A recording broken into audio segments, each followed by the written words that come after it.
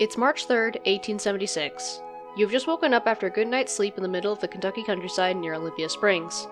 After good breakfast, you step outside to do your chores for the day and the sky is clear.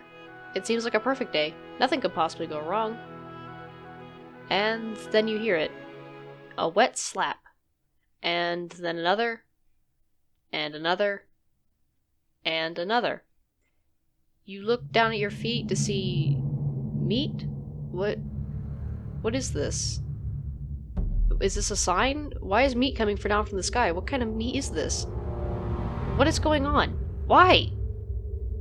This, dear viewer, is exactly what happened to a lady by the name of Mrs. Crouch in a phenomenon later named the Kentucky Meat Shower, an event where chunks of meat inexplicably rained down from the sky, and an event that's still unsolved to this day.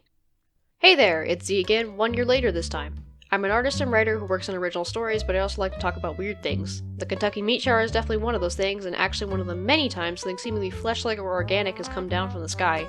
You've heard of live animals raining down on random people, and maybe what seems to be blood, rain, or snow, but have you ever truly heard of a straight-up meat falling from the sky? Oh, also, before we get into Cloudy and the Chance of Meatballs from Hell, please subscribe. This is a teeny tiny little channel that's just started out, and every little bit helps. Anyway, back to Mrs. Crouch's nightmarish day.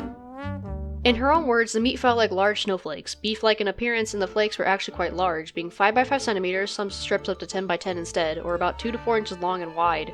Being of no particularly distinct part of the body, and with a few analyzed samples later confirming that it was, in fact, a variety of parts from an unknown animal that included muscles, cartilage, and even a bit of lung tissue. Over the next few days, neighbors stopped by to view the grisly drizzle. One neighbor by the name of Harrison Gill in particular noted the meat was strung along the fence, observing its size and that the meat had been left out to dry out and rot. 2 neighbors in particular looked at it and thought, yeah, I'd eat that. Which is exactly what they did, reporting both the taste of lamb and deer. Personally, that's not exactly my first thought upon seeing dried meat coated in dirt and whatever else is on the ground, but whatever works in the name of science, I suppose. 7 samples were collected and sent to be analyzed, assumingly to the best that 1876 analysis could be. At first, a man by the name of Leopold Brandeis theorized that it was star jelly, a clump of cyanobacteria that swells up when it rains and looks a bit like seaweed when doing so. However, as noted earlier, the day was completely clear and there was no rain.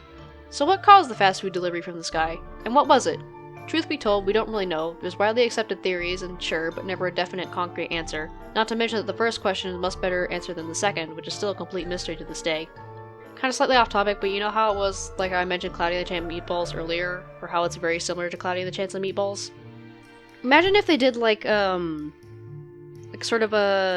imagine there was like an adaptation of Cloudy and the Chance of Meatballs, like a horror film adaptation, but not based on like the movie, but like the original kids book, where they kept the same art style, but instead of like because it's never explained in the kids book of how the food started falling from the sky or why it suddenly turned so bad, like at all.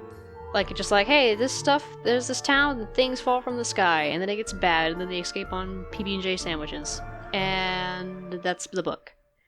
Yeah, imagine that, but instead you get, like, some guy gets stranded aboard an island with a creepy town, and the reason why the food keeps falling from the sky is that they are worshipping an evil deity that is making things fall from the sky, but the food gets increasingly sinister and starts doing bad things as he uncovers more about the town.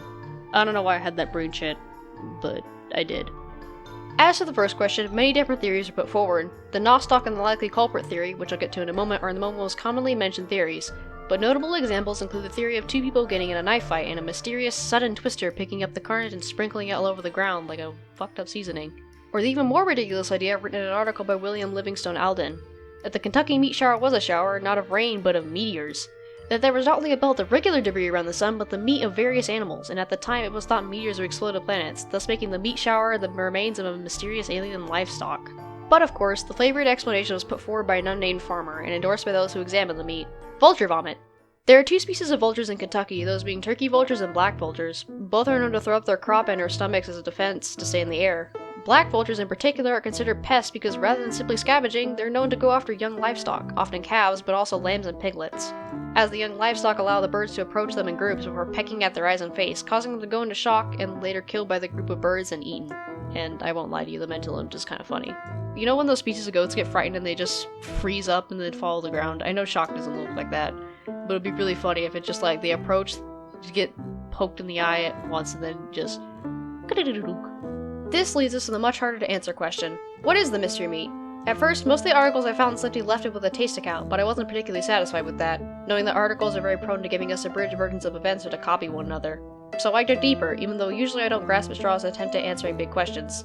Yes, this does mean I kinda lied earlier about it being a complete mystery. But watch out, because I pulled out my detective hat for this one and I'm about to info dump. You good with that? Okay, here we go!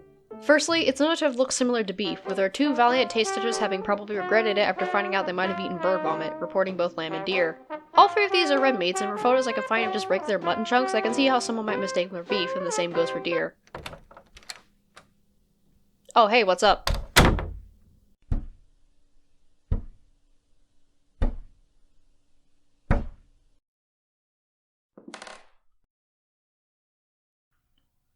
Uh-huh. Yeah? Oh. Oh, okay. That makes sense. Yeah, I'll talk about that. Thank you. Okay, Bourbon has also informed me that a local butcher also said it looked like mutton, with a whole new kind of smell. But it's important to remember that this meat was left out overnight and rotted. Mutton itself apparently has an extremely pungent smell, apparently affected by what they eat and an oily secretion from older sheep. Thank you for reminding me to mention that, I forgot. Hey. You wanna try it? Damn it! Okay, bye. Sorry about that interruption, back to mysterious meaty mischief. But that's not just where the evidence for mutton ends. A chemist by the name of Dr. L.D. Castenbein at Louisville College was able to obtain a sample, which he noted as having the very distinct smell of mutton and then burned it. It was apparently extremely greasy and fatty. Mutton is known to be fatty and having a slightly different melting point than other animals, meaning it stays together a bit longer but is still very greasy. After this observation, and the even stronger smell afterwards, Castenbein came to the same conclusion, that it was mutton. Oh, what do I think? Yeah, I agree with him. There's a lot more for it being a mutton compared to other animals. We actually still have a sample sticking around today, found in a storage cabinet at Transylvania University, mainly an art college. Don't worry, I'm wondering how I got there too, by Kurt Goad. Goad was researching the event himself and was thrilled upon finding it, working with a co-worker in the biology department to identify it. Unfortunately, the sample was too old and contaminated to yield any conclusive results, leaving us right where we were before. So then, how did this happen?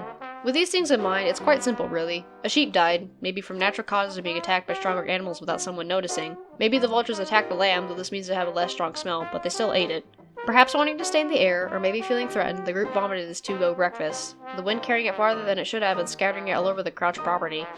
I think I read one article a while back simply leaving the story there and saying, well, people just didn't feel like solving mysteries then, which honestly feels so condescending of what really wasn't all that long ago.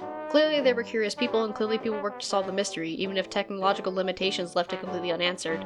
It's honestly an infuriating mindset people have, that anyone before the generations currently alive weren't curious and were still uneducated and brain dead. That train of thought is just blatantly untrue. Were standards of technology different? Well, yes, but that doesn't mean everyone back then was completely incapable of asking questions. It almost offends me, and I'm not even the one the mindset is referring to. All in all, it's a fascinating little tale of natural weirdness, and a fun little romp through old articles that make a better effort to inform and get the truth out than articles today do. Will it ever be definitively solved? Sadly, probably not. But attempting to answer the questions has been a fun little rabbit hole to go through, and I hope I can go down another one in the future. And thank you for sticking around to the end. Subscribe if you want, I had a lot of fun with this video in particular. Being able to actually piece everything together when few others have was actually really fun. And I'm kind of thinking about including more of my story stuff mixed into these documentaries in the future, so you get to see a little bit more of this pumpkin-headed idiot and her friends. Again, I'm Z, I'll see you soon, and remember to look beyond the doorbell.